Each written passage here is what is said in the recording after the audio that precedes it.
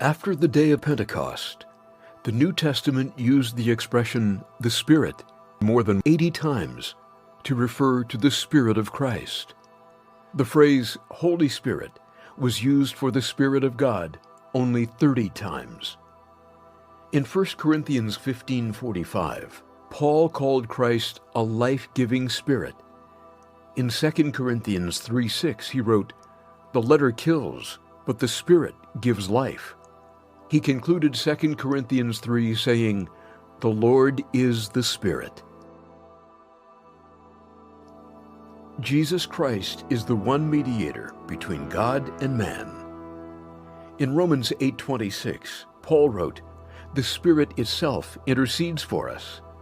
In Romans 7:25, the verse preceding Romans 8, Paul also described the intercession of Christ, saying, "I thank God through Jesus Christ."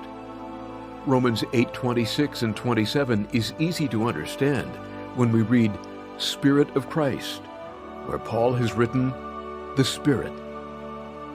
In the same way, the Spirit of Christ also helps our weakness, for we do not know how to pray as we should.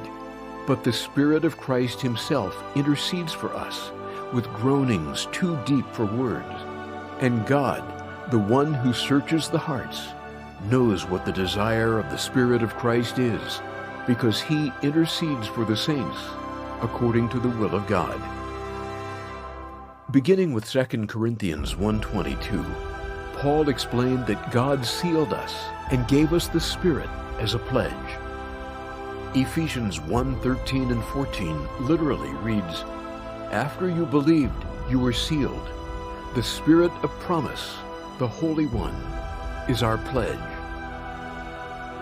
Paul compared the Spirit of Christ to a guarantee or pledge, like a scroll that is sealed by the Spirit of God.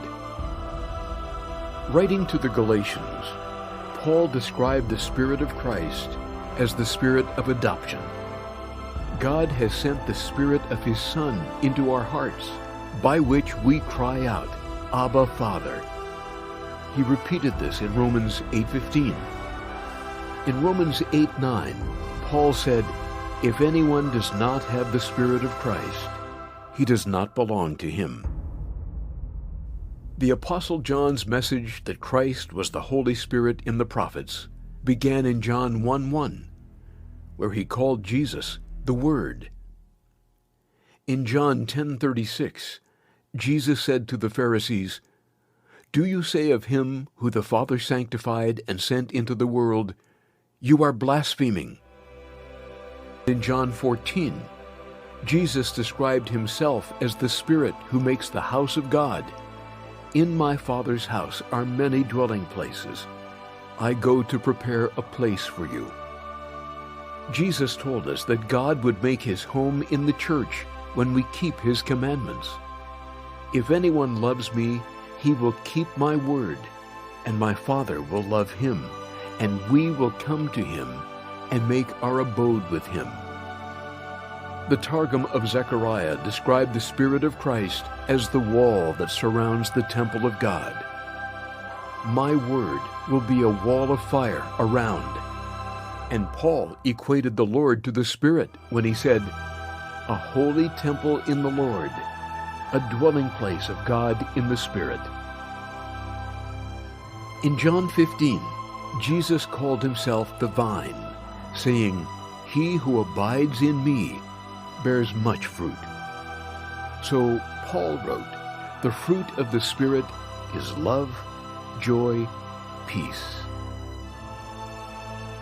John's message that Christ was the Holy Spirit in the prophets climaxed in John chapter 20, when Jesus breathed on his disciples, saying, "Receive the Holy Spirit. If you forgive the sins of any, they are forgiven."